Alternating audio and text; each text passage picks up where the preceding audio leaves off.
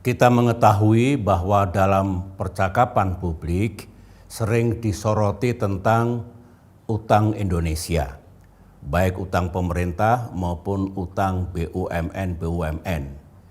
Rakyat juga banyak yang menghendaki utang ini dibatasi jumlahnya dan kalau bisa diturunkan karena dianggap sudah terlalu besar, terlalu banyak.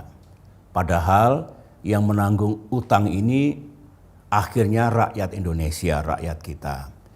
Ini pendapat saya sekaligus pendapat Partai Demokrat tentang utang Indonesia. Yang saya sampaikan ini bagaimana 5 tahun ke depan dengan semangat yang baik-baik dari pemerintahan Presiden Jokowi termasuk kebijakan yang diambil selama ini tentu harus kita lanjutkan. Tetapi yang menurut pendapat Partai Demokrat ada yang kurang tepat, itulah yang diubah dan diperbaiki. Dalam konteks itu, inilah yang ingin saya sampaikan. Utang ini sebetulnya kan tidak dilarang, tidak ditabukan. Kadang-kadang sebuah negara perlu berutang kalau utang itu akhirnya menyelamatkan perekonomian. Misalnya Indonesia di waktu krisis dulu. Atau utang itu untuk meningkatkan pertumbuhan dengan spending atau pembelanjaan yang tepat. Yang itu tentu tujuannya bagus. Namun ada rambu-rambu. Seperti rumah tangga. Rumah tangga itu kan kalau memang tidak perlu berutang kan mereka memilih tidak berutang. Karena tahu harus membayar bunga maupun cicilan-cicilan yang lain. Nah, dengan pengertian seperti itu, bagaimana kita melihat utang ini sudah terlalu besar atau belum? Biasanya orang mengaitkan dengan yang disebut debt to GDP ratio. Rasio antara jumlah utang dengan yang ditanggung oleh negara karena dikaitkan dengan pendapatan negara itu. Yang paling baik tidak terlalu tinggi.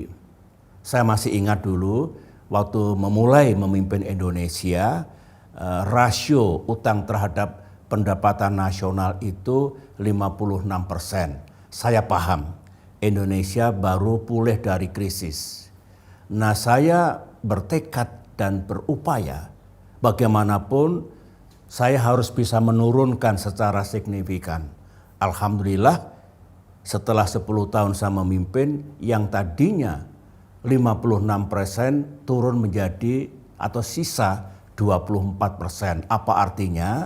Kalau dulu pendapatan negara ini separuh lebih untuk menanggung utang. Di era saya dulu tinggal 1/4 itu pun kurang untuk menanggung utang. Tentu bagus. Ini satu penglihatan. Namun ada penglihatan yang lain.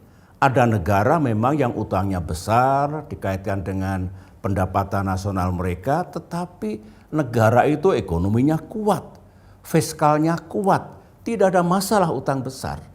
Nah, Indonesia fiskal kita tidak sangat kuat, bahkan ada keterbatasannya. Artinya apa? Harus kita pikir baik-baik kalau utang agar fiskal kita ini cukup untuk melanjutkan pembangunan, untuk membiayai apa yang dilakukan oleh negara dan rakyat pun tidak mendapatkan beban yang berlebihan. Pemerintahan mendatang juga tidak sangat dibebani.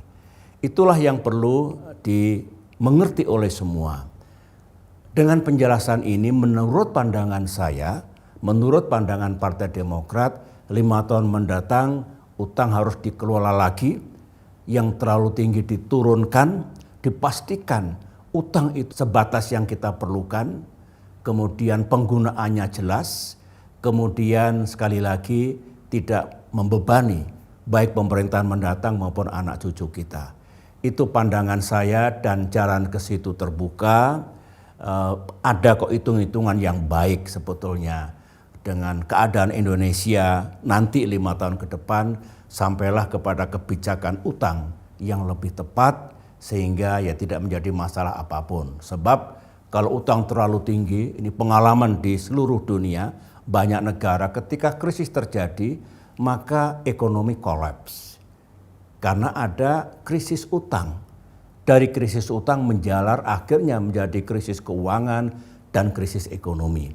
Tentu kita punya pengalaman baik dulu tahun 1997, 1998, 2008, 2009 kita selamat, mudah-mudahan ke depan ekonomi Indonesia terus maju dan selamat dari guncangan apapun.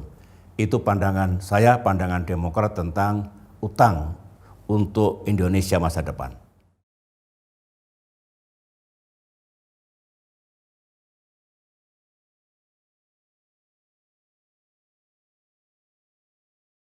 Demokrat